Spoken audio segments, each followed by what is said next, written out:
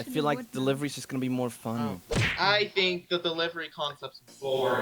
I attended the GMTK Game Jam 2023 with one of the biggest teams ever with no experience. Oh no, panic time, it's panic time.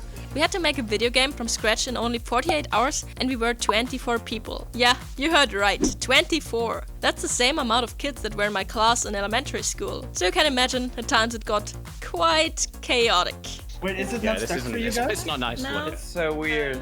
Chaos, oh no. To get a little of structure into this mess, we had already assigned roles to everyone beforehand, like programmer, artist, and Jonas and Jan would be the managers of this impossibly large group. And then the topic of the game jam was announced. No!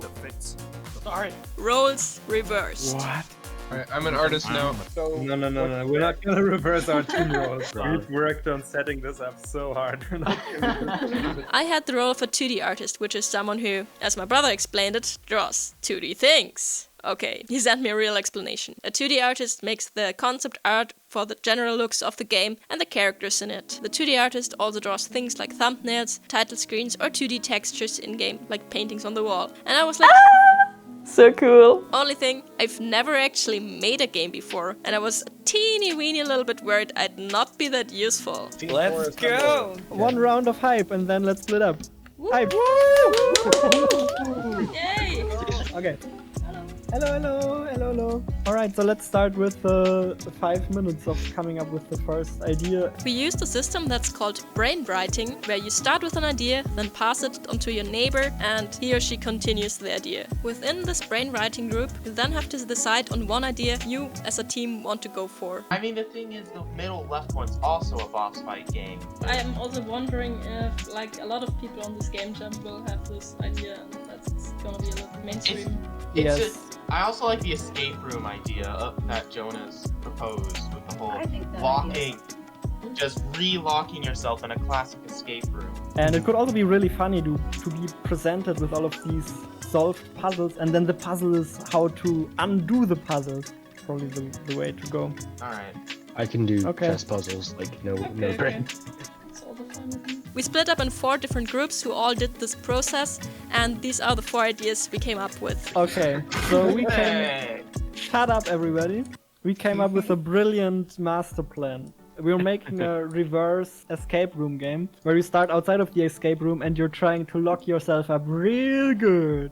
Team 2, you're a poltergeist trying to stay undetected. There might be like certain things that start to float and so on. You have to always go there and make the vase stop from falling down. There's going to be at least one ghost hunter running around with a photo camera, and if that person sees something really odd for long enough, they're going to take out the photo camera frantically and try to take a photo of it.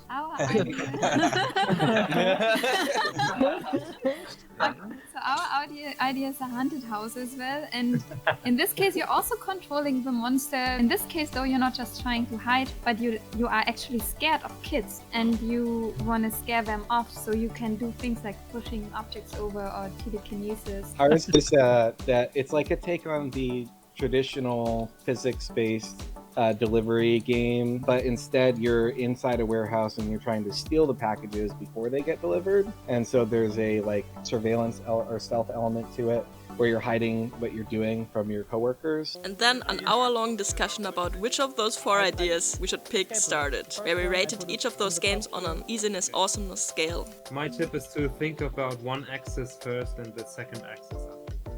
Okay, I'm going to take a screenshot of this and calculate the average later. Hold on. Should we talk about it first? It seems like we're agreeing pretty much on the awesome scale. I feel like the thing we're not really agreeing on is the how easy it's gonna be scale. So maybe the 2 extremes can explain themselves. I start. I think it sounds fairly easy to implement because I feel like we have a team that's well equipped to do that. Because escape rooms are often broken down into lots of smaller problems, so that would be easy to split the coding for that. I disagree. Coding-wise, it's a super easy idea, but I feel like the art overhead of this whole idea of being in such a small enclosed space and having to interact there with stuff, that's gonna make the art part of it quite difficult. Okay, yeah, those are very fair points. I would Performance. So yeah, I think you see where this is going. One of the most difficult parts actually was that we all had the same vision of the game we were talking about, because it was not always clear, even First person, isometric with an overview, or Luigi's Mansion. and we actually had to vote on stuff like that too. I'll spare you the details and just get right to the decision. I feel like we should probably do a tiebreaker. Again, I just feel like Steel Delivery is gonna be more fun gameplay-wise. Yeah, I think the ghost mechanic's more fun. I feel like Delivery is just gonna be more fun, honestly. No, I don't. I also really don't want to code a delivery system. That doesn't sound fun to program. Well, it's literally just put box in thing. Okay, I think we're landing on the haunted house from the servers here. I feel like that's gonna be a big mistake, both production-wise and fun-wise. I think the delivery concept's boring. It's just a stealth game. I'm sick of stealth games. Okay, stop. Stealth game. I think, remember, the idea is just the starting point. I feel like the game can still develop in a lot of different directions. Yeah, you're right. Sorry. Things have gotten heated. Things got too heated. You're right. Heated gamer moments on They're Rust. both stealth games, though. I feel like we have two diverging tastes in games. True. Yeah. We're gonna have to work that out. Now we're not. Hello, we're not gonna have to work that out. It was obvious from the beginning that we would not unanimously agree on one idea, so we'll just have to go with a democratic vote, and everybody who does not get their favorite idea, which by the way I'm kind of part of that group, that's fine. We'll make the best of it and we'll crush it either way. Cause we're the biggest game jam team. There's still some votes left. Go. Who wants $20? I would like to see all this. Whoa. 0. Overtime. Alright, warehouse team, we're leaving this team. Just kidding. Okay, we're only a team of 13 people now. Okay, that was so close. The great divide. GMTK. So after 2 hours, we finally had a decision. Haunted house, don't get caught by the ghost hunters. But now the process started that I probably enjoyed the most in this game jam. Designing the characters together with my other 2D artist, Luxi. Holy moly, oh, there's so many people. Yeah, it's so hard to even say anything. Can you see them? Yeah. Since the ghost wants to be left alone, I thought it would make sense to make him like maybe an old man, grumpy or something, because it's less cutesy. Well, if he's an old man just wanting to be alone and just want to read a book or something, that would make sense, right? It could also be a different emotion, like scared or whiny. Maybe shy as well. Yeah. Oh, it looks so cute already. I feel so bad if it's like a ghost that's like a kid. Jesus. The ghost hunters. They could either be the typical, I will go hunt ghosts. Yeah, like fat kid or something with a cap. Yeah, I'm gonna write fat. It'd be like the annoying, like techie. So try hardy and like with all the equipment and. Yeah. You know, like stuff like that. But it's really not equipment. Maybe it's just bad cosplay. I don't know. Vacuum cleaner and normal. Yeah. That would be so funny. Well, then we have the mansion. Is the mansion hostile? Maybe it's also just not really hostile, just playful and hard to control. Yeah, it could be. It could be that it's just playing pranks on them. After we came up with all those ideas, we weren't actually sure who was to decide on which concept we would go for now. So we decided maybe we'll just go to Jonas and Harky, who was in the lead of the narrative. So we want 3 characters that are as different as possible, or that contrast each other in interesting ways.